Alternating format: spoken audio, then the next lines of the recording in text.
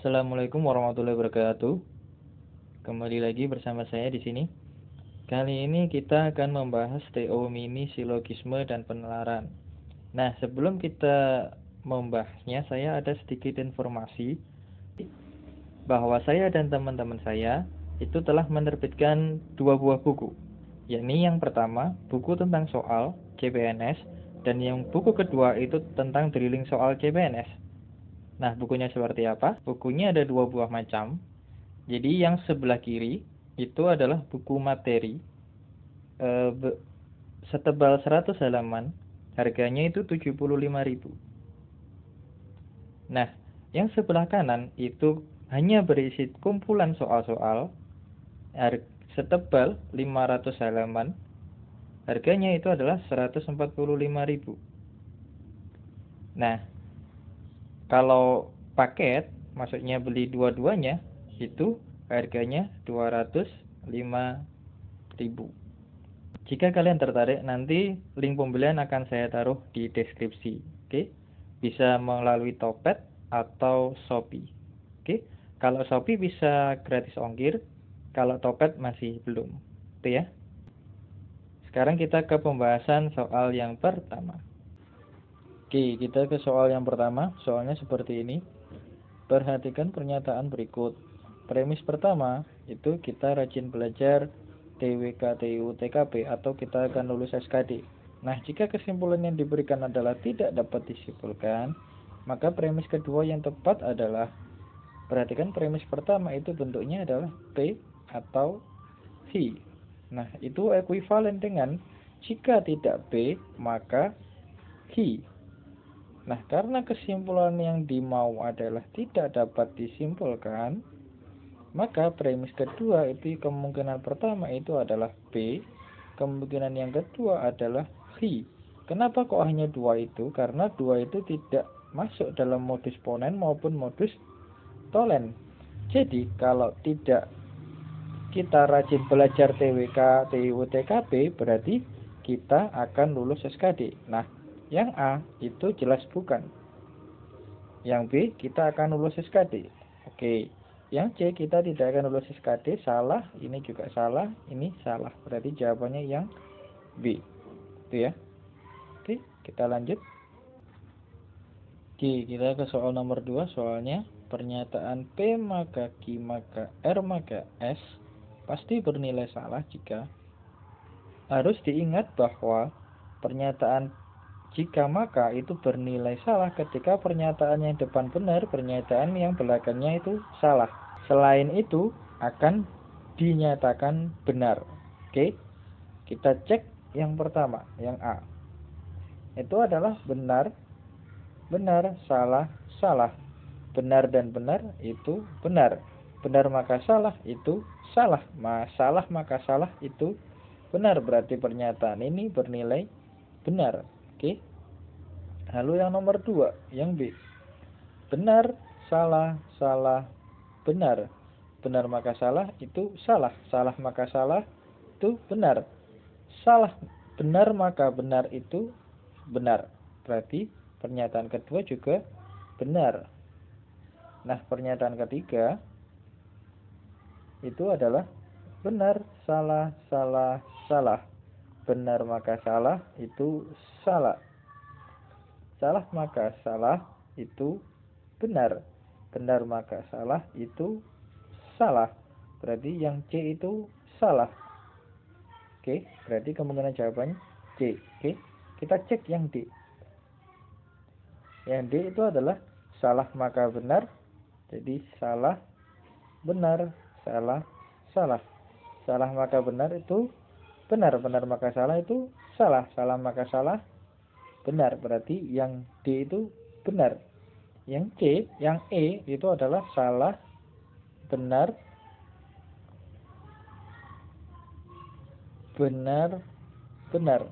Salah maka benar itu benar. Benar maka benar, benar, benar maka benar itu benar. Berarti yang salah jawabannya yang C. Oke, kita lanjut. Nomor 3. Untuk menjawab ini kita perlu tabel kebenaran. Nah, kita buat dulu tabel kebenarannya. Oke. P hi. Kalau kita buat tabel kebenaran untuk P berarti benar, benar, salah, salah. Oke. Kalau hi-nya berarti benar, salah, benar, salah. Ini sudah aturannya seperti itu. Oke. Nah, lalu elemen yang ada di sini itu apa aja? Yaitu P dan hi. Oke, kita cari P dan hi. P dan hi bernilai benar itu ketika keduanya benar, ya. Jadi ini benar. Nah, ini salah semua. Selain itu salah. Jadi P dan hi itu bernilai benar jika P-nya benar dan hi-nya juga benar. Selain itu akan salah. Oke. Setelah itu P atau hi. P atau hi itu bernilai salah ketika keduanya salah. Selain itu benar. Berarti benar, benar, benar, salah. Oke. Nah, sekarang di negasi. Berarti ini adalah salah, salah, salah, salah, benar. Oke. Nah, setelah itu kita gabung. Kita gabung antara pernyataan yang nomor 1 dan nomor 2. Dihubungkan dengan tanda dan. Oke.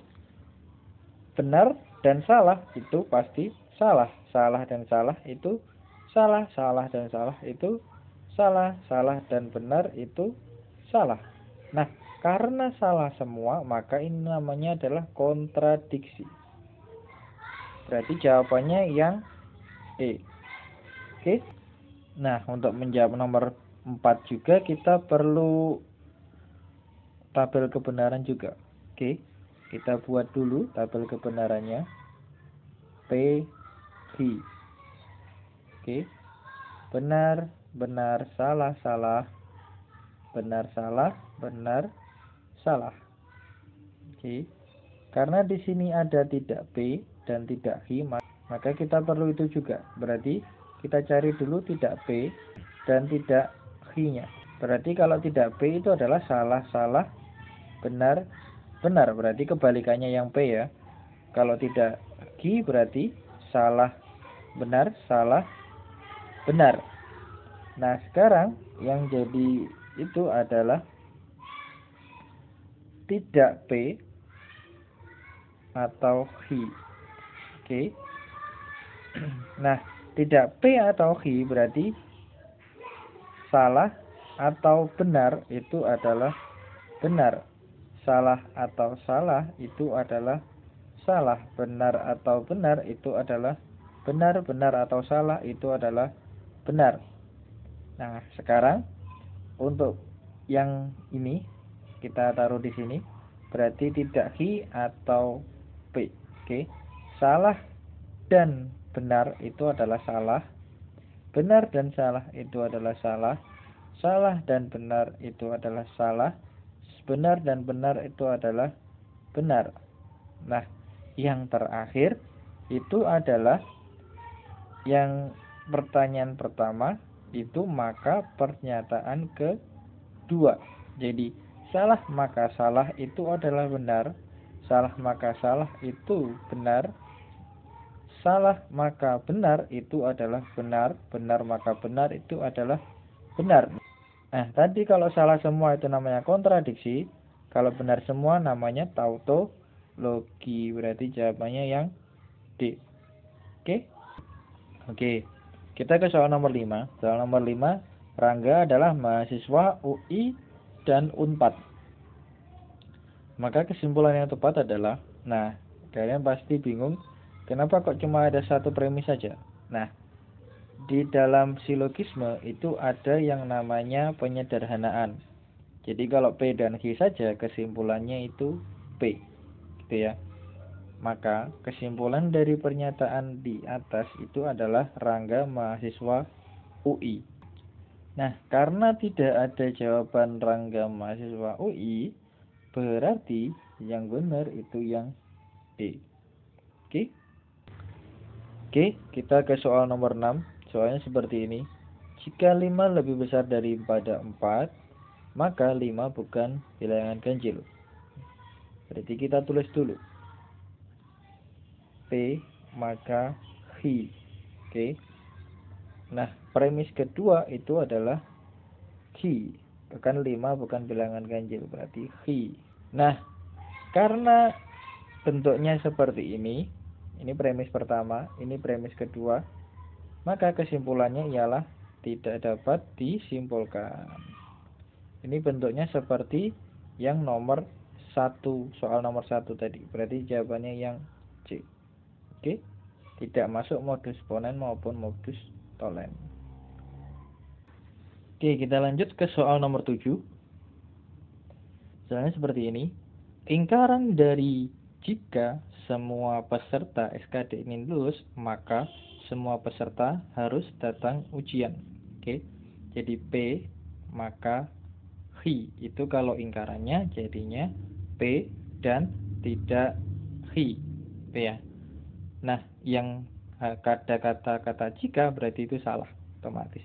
Jadi A dan B itu otomatis salah. Nah, sekarang P-nya itu kan semua peserta SKD ingin lulus. Nah, berarti tetap kita cari yang semua peserta SKD ingin lulus. Nah, yang hanya semua peserta SKD ingin lulus ternyata hanya yang C. Berarti jawabannya yang C. Itu ya. Oke, kita ke soal nomor 8. Soalnya inverse dari jika X lebih dari 0, maka X bilangan positif adalah. Nah, ingat inverse dari P maka V itu adalah tidak P maka tidak hi, gitu ya. Itu inverse-nya. Bedakan antara inverse dan negasi atau ingkaran ya. Nah, berarti yang tidak ada jikanya berarti otomatis salah. Berarti yang A itu otomatis salah. Oke. Nah, sekarang kita ingkar yang P. Ini P, ini hi. Nah, ingkaran dari X lebih dari 0, jadi ingkarannya X lebih dari 0 itu adalah X kurang dari sama dengan 0. Ingkarannya itu. Nah, yang jika X kurang dari atau sama dengan 0, itu yang nomor 2 bukan, yang B bukan, yang C bukan, yang D X kurang dari atau sama dengan 0. Berarti benar, yang E bilangan negatif, salah. Berarti jawabannya yang D, gitu ya. Oke, kita ke soal nomor 9. Soalnya seperti ini. Premis pertamanya, Azam suka belajar TIU atau TWK. Oke, kita tulis P atau hi. Oke. Nah, premis keduanya, Azam tidak suka belajar TIU atau TKP. Berarti tidak P atau R. Ya, karena P-nya tadi TIU. Oke. Maka tidak TIU itu negasi P. Oke. Nah, ini ekuivalen dengan negasi P maka hi. Yang premis kedua itu ekuivalen dengan P maka R. Nah, agar bisa jadi silogisme, premis pertama kita kontraposisikan, maka didapatkan adalah negasi hi maka P. Nah, dari persamaan pertama dan kedua ini, kita tulis lagi, jadi negasi hi maka P, lalu P maka R, maka kesimpulan yang tepat adalah negasi hi maka R. Oke, jadi kesimpulannya adalah, jika Azam tidak suka belajar TWK, nah, mana yang begitu? Yang A salah, yang B salah, yang C salah, yang D betul, yang E salah. Berarti jawabannya yang D. Nah, lengkapnya, jika Azam tidak suka belajar TWK, maka ia suka belajar TKP. Gitu ya. Oke, kita ke soal nomor 10. Soalnya seperti ini. Yang diketahui premis keduanya ya. Premis keduanya itu adalah jika Krishna bermain seruling, maka ia akan menari. Nah, kesimpulannya adalah jika Krishna bermain seruling, maka ia gembira. Kita ketahui bahwa itu adalah P maka hi, gitu ya. Nah, kesimpulannya itu adalah P maka R. Nah, kemungkinan yang pertama itu adalah di sini adalah hi maka R yang ekuivalen dengan negasi hi atau R. Kemungkinan yang kedua itu adalah kontraposisinya dari yang pertama, karena kontraposisinya itu seekuivalen juga. Jadi negasi R maka negasi Hi. Nah, ini ekuivalen dengan R atau negasi Hi, gitu ya.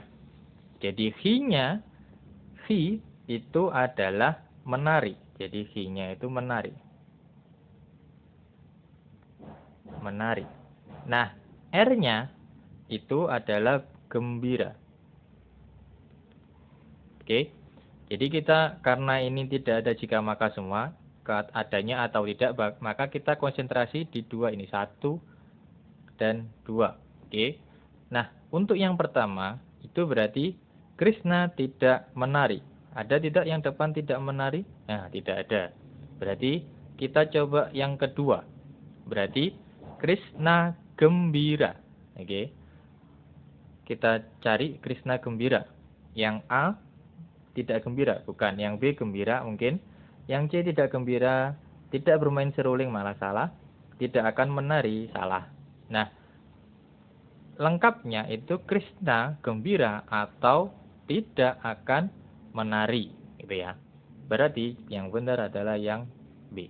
Oke. Oke, kita ke soal nomor 11. Soalnya seperti ini. Perhatikan pernyataan berikut. P itu S pandai TWK, Q itu S pandai TIU, R itu S pandai TKP. Jika P maka Q, R, Q dan R bernilai salah, maka pernyataan yang pasti bernilai salah adalah. Jadi, kita ingat bahwa P maka Q dan R, ini Q dan R-nya dikurung, itu bernilai salah jika P-nya benar dan yang Q dalam kurung itu bernilai salah. Kenapa begitu? Karena implikasi itu bernilai salah ketika P-nya benar dan sebelah kanannya itu salah. Lainnya itu bernilai benar. Nah, Q dan R bernilai salah itu ada 3 kemungkinan. Yang pertama, itu ketika Q-nya salah, R-nya benar. Terus kemungkinan yang kedua, itu ketika Q-nya salah, R-nya salah. Kemungkinan yang ketiga, itu adalah ketika Q-nya benar, R-nya salah. Jadi Q itu bisa benar, bisa salah. R juga bisa benar, bisa salah. Seperti itu ya. Dari pilihan jawaban, kita pilih yang A dulu. Nah, A itu kan S pandai, tidak pandai TWK. Nah, tadi P-nya itu kan pandai TWK. Berarti kalau tidak pandai TWK, berarti dia tidak P. Tetapi itu kan berarti dan. Pandai TIU itu adalah Hi, gitu ya. Karena S pandai TWK tadi selalu bernilai benar, maka yang di sini ingkarannya berarti dia bernilai salah. Nah, Hi-nya kan tadi bisa benar, bisa salah. Nah, salah dan benar itu salah. Salah dan salah itu juga salah. Berarti pernyataan ini selalu bernilai salah. Berarti jawabannya yang A. Yang B, C, D, dan E itu bernilai belum tentu. Maksudnya gini, yang B itu adalah S pandai TIU atau pandai TKP. Nah, tadi nilai H dan R itu kan belum tentu. Bisa benar, bisa salah. Jadi belum pasti. Nah, yang C itu pandai TWK itu pasti benar. Tapi TKP-nya itu bisa benar, bisa salah. Nah, pernyataan yang C itu bisa bernilai benar ketika TKP-nya benar, tapi bisa bernilai salah ketika TKP-nya salah. Tuh. Jadi belum tentu. Nah, yang D itu jika S tidak pandai TIU, maka ia pandai TWK. Kalau tidak pandai TIU kan berarti belum tentu juga, ya kan? Kalau ia pandai TWK berarti pasti benar. Nah, jika TIU-nya tadi bernilai salah, maka pernyataan ini bisa bernilai benar. Jika TIU-nya bernilai benar, maka pernyataan bisa salah. Jadi belum tentu juga. Nah, yang E juga belum tentu sama sekali karena Q dan R-nya juga belum tentu nilai kebenarannya. Oke. Nomor 12. Premis pertamanya itu adalah tak seorang pun diizinkan melewati garis polisi di TKP. Jadi semua orang, itu sama dengan semua orang tidak boleh melintasi garis polisi di TKP. Oke. Premis keduanya itu adalah banyak wartawan senior yang hadir di TKP. Oke. Jadi ini ada TKP, lalu ini ada garis polisi. Ini TKP, ini garis polisi. Nah, ada banyak wartawan senior itu yang ada di TKP, gitu ya. Jadi ini wartawan. Nah, dari premis pertama, itu tak seorang pun, berarti wartawannya itu tidak boleh melewati garis polisi, meskipun dia ada di sekitaran TKP, gitu ya. Maka, jawabannya yang tepat adalah, semua wartawan yang hadir tak diizinkan melewati garis polisi. Karena ini sesuai dengan premis pertama. Yang A itu hanya wartawan senior melintasi garis polisi, itu bertentangan dengan premis pertama, jadi salah. Nah, sebagian wartawan diizinkan melintasi garis polisi bertentangan dengan premis pertama, salah. Yang D, sebagian wartawan memaksa melintasi garis polisi juga salah, bertentangan dengan premis pertama juga. Polisi mengizinkan, nah ini juga bertentangan dengan premis pertama, karena premis pertama tak seorang pun, ya. Berarti jawabannya yang C. Oke, kita lanjut. Oke, kita ke soal nomor 13. Soal nomor 13, premis pertamanya ialah semua pemakai alat musik, alat elektronik perlu membaca panduan. Oke, sebagian pemakai elektronik itu buta huruf. Nah, cara yang tepat kalau kalian bingung itu kita analisis lah pilihan jawaban. Jawaban yang tidak mengingkari dari premis pertama dan kedua itulah yang tepat. Oke, kita coba analisis yang A. Yang A itu adalah pemakai alat elektronik buta huruf tidak perlu membaca buku manual. Nah, ini bertentangan dengan premis pertama yang menyebutkan semua pemakai harus membaca buku panduan. Oke, berarti yang A salah. Yang B, pemakai peralatan elektronik tidak membaca buku panduan adalah buta huruf. Nah, ini juga bertentangan dengan premis pertama, karena siapapun itu harus membaca buku panduan, meskipun buta huruf, gitu ya. Kalau di akal itu memang nggak masuk akal, tapi ya begitulah kenyataannya. Kalau matematika gitu ya, harus saklek.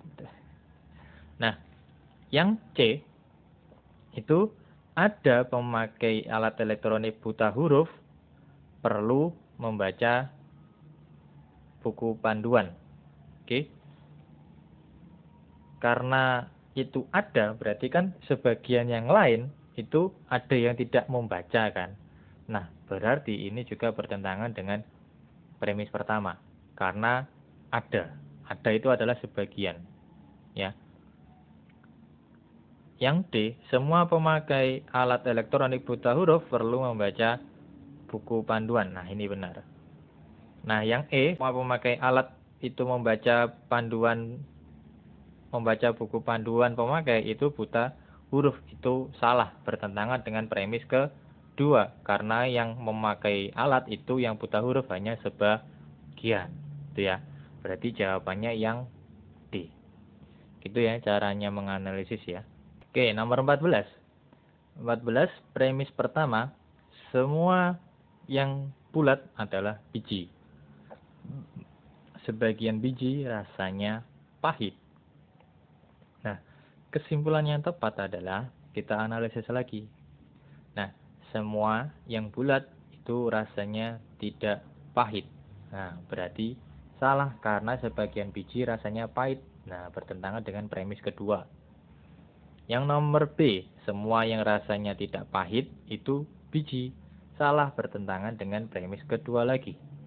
Nah, semua biji adalah bulat itu belum tentu, ya. Karena semua yang bulat itu adalah biji, tapi biji itu belum tentu bulat semuanya. Paham ya? Jadi premis pertama itu tidak bisa dibolak-balik. Jadi ini belum tentu.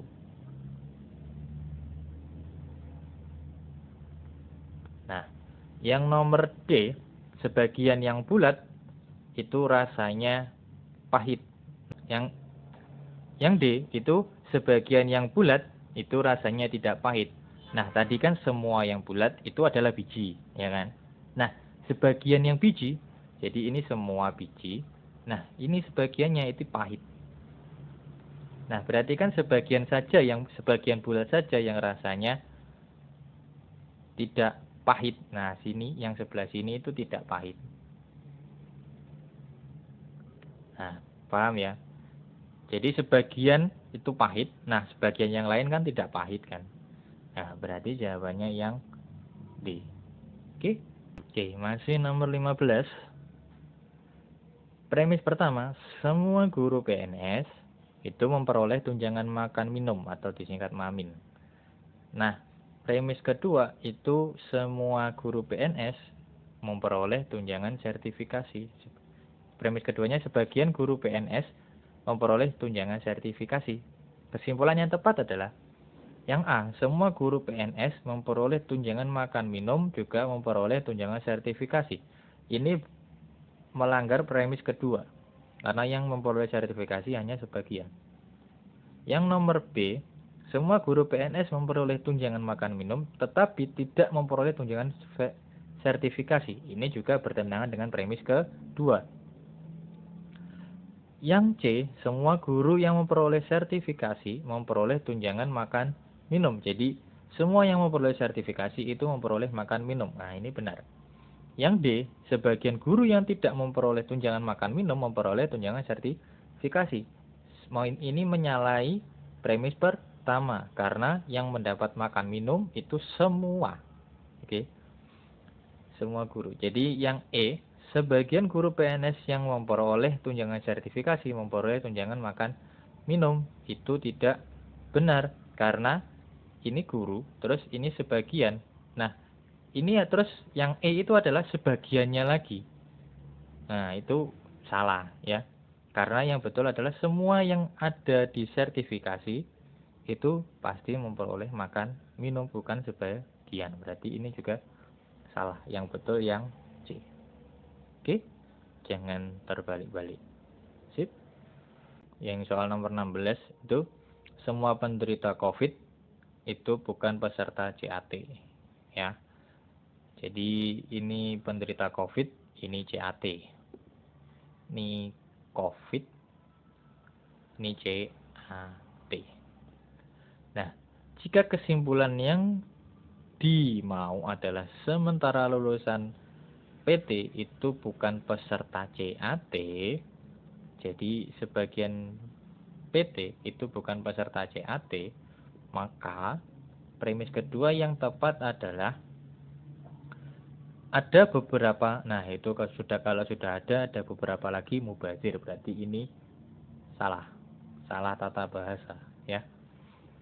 Yang B, ada lulusan bukan PT itu menderita COVID, itu belum tentu ya. Yang C, semua penderita COVID itu lulusan PT, itu belum tentu, karena yang sebagian saja yang bukan peserta CAT, berarti sebagian lagi itu ada peserta CAT-nya. Oke. Nah, tidak semua, nah ini kata-katanya, tidak semua lulusan PT itu menderita COVID. Nah, itu benar. Kenapa? Karena sebagian lagi itu adalah peserta CAT. Nah, kalau dia peserta CAT, maka dia itu bukan penderita COVID. Nah, berarti yang benar yang D. Karena tidak semua itu berarti ada, gitu ya. Yang E itu setiap lulusan PT menderita COVID itu salah. Karena sebagian ada yang ikut CAT. Kalau ikut CAT berarti dia tidak COVID. Itu ya. Oke, kita ke soal nomor 17. Soalnya seperti ini. Perhatikan 3 pernyataan berikut. Pernyataan yang pertama, mereka yang suka menyukai lukisan, menyukai bunga. Mereka yang suka melari, maka suka musik. Mereka yang tidak suka musik, tidak suka bunga. Nah, jika pernyataan tersebut pasti benar, maksudnya 3 pernyataan ini pasti benar, maka dari 1, 2, 3, 4, dan 5, itu mana yang benar? Itu ya. Yang nomor 1, mereka yang suka berlari itu suka bunga. Nah, yang suka lari itu pasti suka musik. Nah, yang hubungannya dengan musik itu kan yang nomor 3 kan. Nah, yang nomor 3 itu bilang yang tidak suka musik itu tidak suka bunga. Nah, kalau dikontraposisikan itu bahwa mereka yang suka bunga maka suka musik gitu ya. Nah, tadi yang suka berlari itu suka musik, maka belum tentu yang suka bunga itu suka musik, karena musiknya yang di belakang gitu ya. Jadi ini yang pasti itu yang tidak suka musik itu pasti tidak suka bunga, berarti nomor 1 itu bukan. Yang nomor 2, mereka yang suka menggambar maka suka musik. Nah, menggambar di atas ini lukisan ya. Nah, perhatikan dari pernyataan yang pertama, mereka yang suka menggambar maka suka bunga. Lalu kalau dihubungkan dengan pernyataan ketiga, nah ini kalau dikontraposisikan itu kan jika tidak P maka tidak R, itu kalau kontraposisinya kan R maka P gitu ya.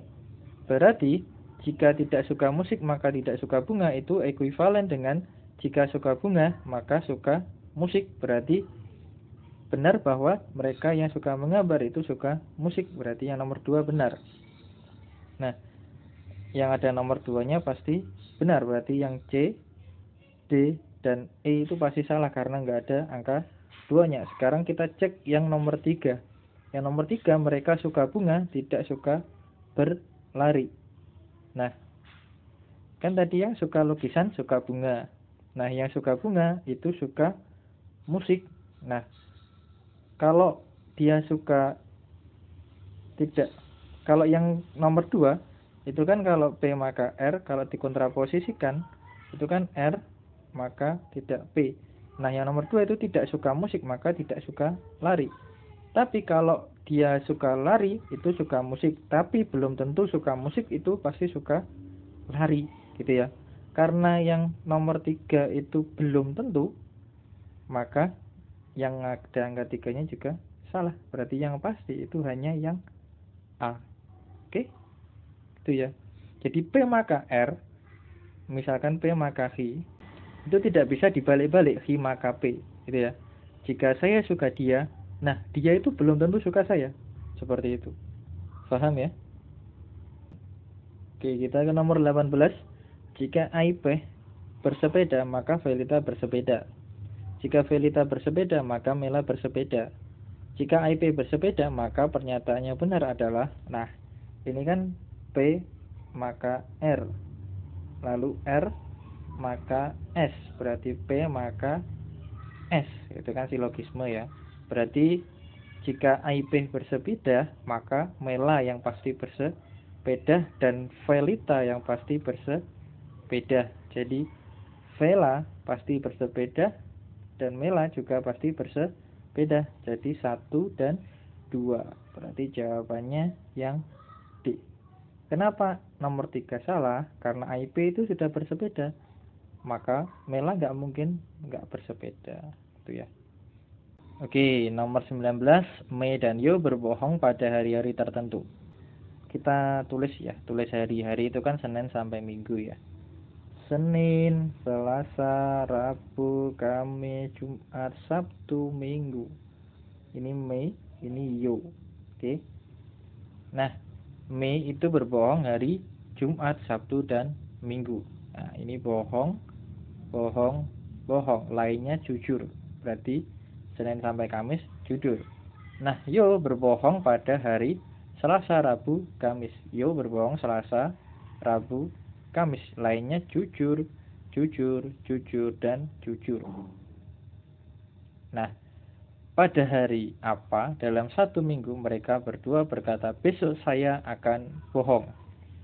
Nah, jawabannya itu adalah hari Kamis. Kenapa? Karena hari Kamis Mei bilang jujur kalau besok berbohong. Nah, kenyataannya Jumat berbohong. Nah, yang Yo itu berkata besok saya akan berbohong. Nah, dia berbohong karena besok berkata jujur. Berarti jawabannya yang Kamis. Gitu ya. Yang lainnya tidak Oke, kita ke soal nomor 20. Semua toko buku menjual barang-barang alat tulis. Oke. Semua toko serba ada menjual barang-barang alat tulis. Manakah kesimpulan berikut yang mungkin benar? Semua toko adalah toko serba ada.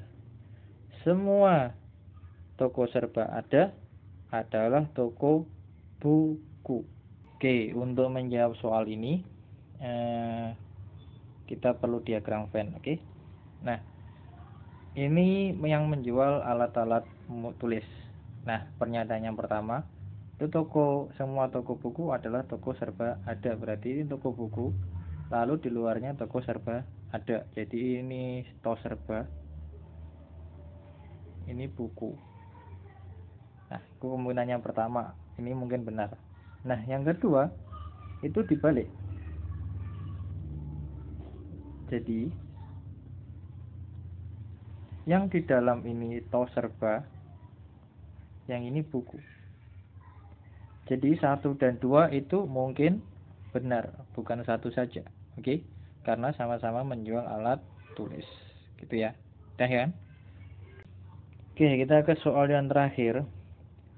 Diberikan di bawah ini adalah 3 pernyataan yang diikuti oleh 3 kesimpulan. Bacalah Anggaplah ketiga pernyataan itu benar, meskipun berbeda dengan fakta umum yang diketahui. Bacalah pernyataan dan putuskan kesimpulan mana yang secara logis mengikuti pernyataan tersebut.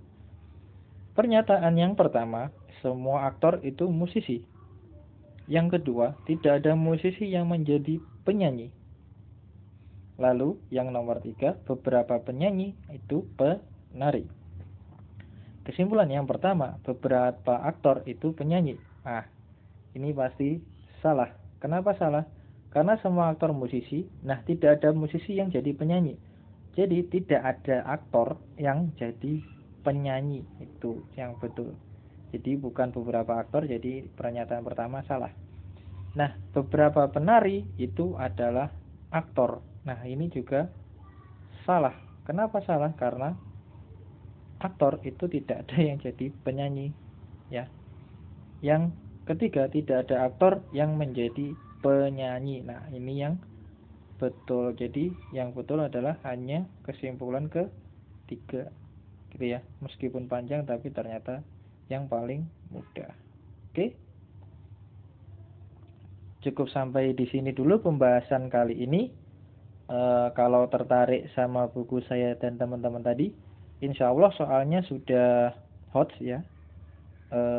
Silahkan dibeli melalui link yang ada di deskripsi, bisa di Topet ataupun di Shopee ya. Sampai ketemu lagi di TO selanjutnya atau materi selanjutnya. Assalamualaikum warahmatullahi wabarakatuh. Mohon maaf jika ada kekurangannya.